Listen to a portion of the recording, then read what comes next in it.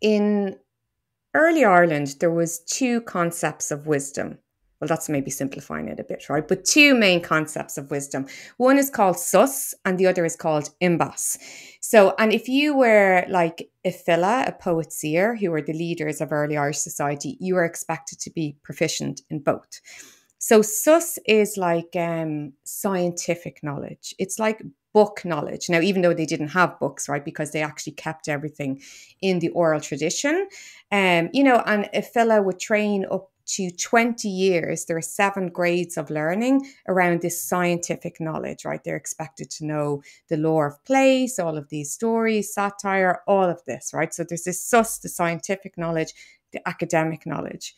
And then there's also imbass, and you're expected to be proficient in imbass as well. And imbass is occult knowledge. It's knowledge that comes through divine inspiration and co-creation with the other world, with the gods themselves.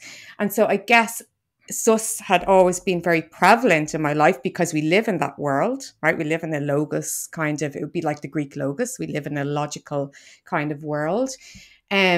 Whereas what happened when I came back to it is it was imbass. I had the logic there, but it was coming through in a much more intuitive, alive, magical, co-creative way.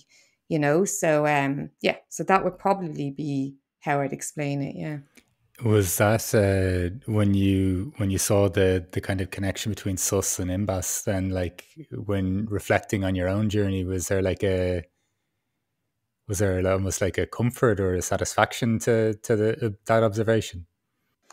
Um, no, I'd say there's probably a discomfort around it, like in terms of, I just feel like I've spent so much of my life out of balance in the world of sus.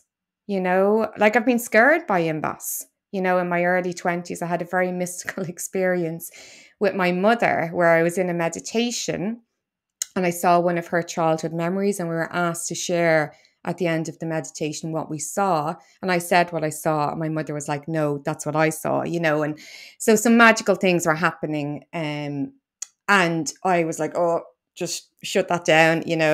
And I'm a logical, professional human being here. And so all of that kind of got shut down. And like when you work in international development as well, in humanitarian work and human rights work, you're really critical around systems, and rightly so, but it leads you deep into that kind of, analytical, logical world, even though you're also dealing with the swell of humanity and what it means to be a human being, and just the horror and the wonder of that as well. So yeah, I feel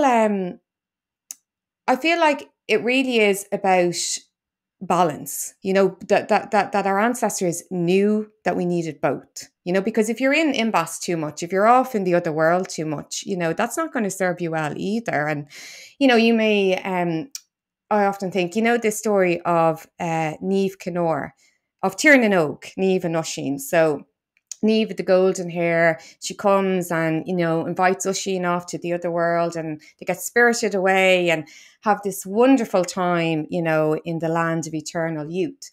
But then he gets homesick and wants to go back. And so he goes back, but then she warns him not to fall off the horse, and he helps somebody, and he does. But like that story as well is symbolic of too much time in the unconscious, and you cannot integrate back into society. So, you have to balance imbas and sus, and because you will get almost spirited away, I feel, as well.